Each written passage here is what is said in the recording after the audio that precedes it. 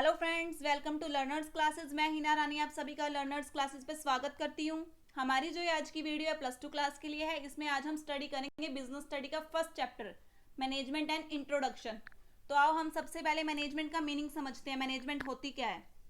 अपने किसी भी काम को पूरा करने के लिए या किसी भी टारगेट को, गोल को अचीव करने के लिए हमें मैनेजमेंट की ज़रूरत पड़ती ही पड़ती है।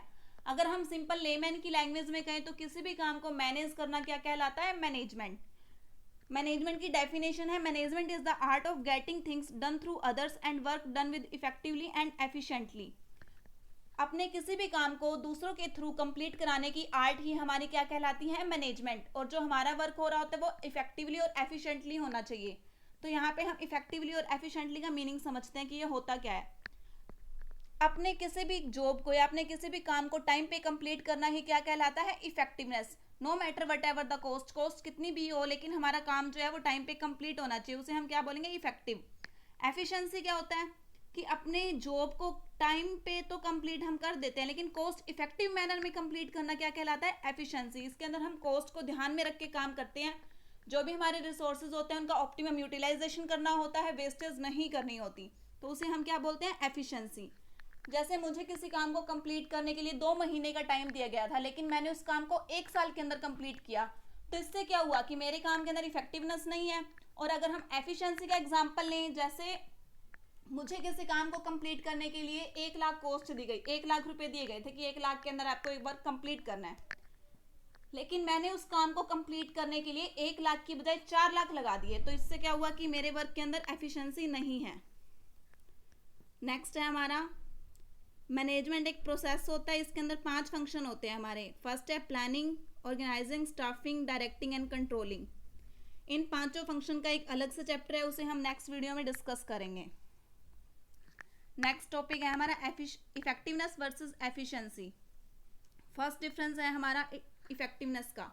It refers to completing the job on time no matter whatever the cost. हमारा जो काम हो रहा है, जो हमें जॉब दी गई है उसे टाइम पे कंप्लीट करना क्या कहलाता है? Effectiveness. No matter whatever the cost, cost कितनी भी हो लेकिन जो हमारा काम हो रहा है वो टाइम पे कंप्लीट होना चाहिए।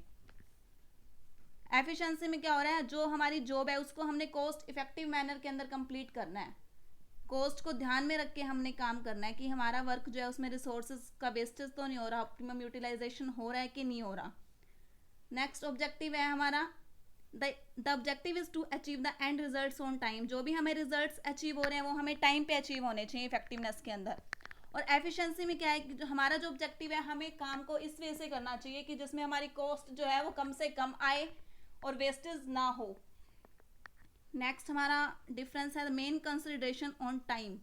इफेक्टिवनेस में हम सबसे ज़्यादा टाइम पे फोकस करेंगे कि जो हमारी जो वर्क है या हमारा जो काम है वो टाइम पे कंप्लीट होना चाहिए। और एफिशिएंसी में हमारा मेन कंसिडरेशन किस पे होगा? कॉस्ट पे। नेक्स्ट है हमारा characteristics of management. First characteristic है हमारी management is goal oriented process. No goal in the hand, no need of management. जब तक हमारे हाथ में कोई गोल ही नहीं होगा तब तक हमें मैनेजमेंट की ज़रूरत नहीं पड़ेगी, क्योंकि हमें मैनेजमेंट की ज़रूरत तो तब पड़ती है जब हमारा कोई ऑब्जेक्टिव होता है, हमारा कोई टारगेट होता है कि हमें इस काम को अचीव करना है। तो इसलिए हमारी मैनेजमेंट क्या है? गोल ओरिएंटेड प्रोसेस है। नेक्स्ट है हमारा मैनेजमेंट इज ऑल परवेसिव। यहाँ पे परवेसिव का मीनिंग क्या है? परवेसिव का मीनिंग यह है जिसकी हमें हर जगह पे ज़रूरत पड़ती है, वो क्या होता है? परवेसिव। क्योंकि मैनेजमेंट की हमें हर लेवल पे ज़रूरत पड़ती है, चाहे वो हमारा टॉप लेवल है, मिडल लेवल है, लोअर लेवल है, चाहे हमारा प्रॉफिट ऑर्गेनाइजेशन है, चाहे वो हमारा नॉन प्रॉफिट ऑर्गेनाइजेशन है, चाहे वो हमारी स्मॉल ऑर्गेनाइजेशन है, मीडियम ऑर्गेनाइजेशन है, लार्ज ऑर्गेनाइजेशन है, हर लेवल पे हमें मैनेजमेंट की ज़रूरत पड़ती ही पड़ती है। इसलिए मैनेजमेंट क्या है? हमारा ऑल परवेसिव है। नेक्स्ट है हमारा management is a continuous process.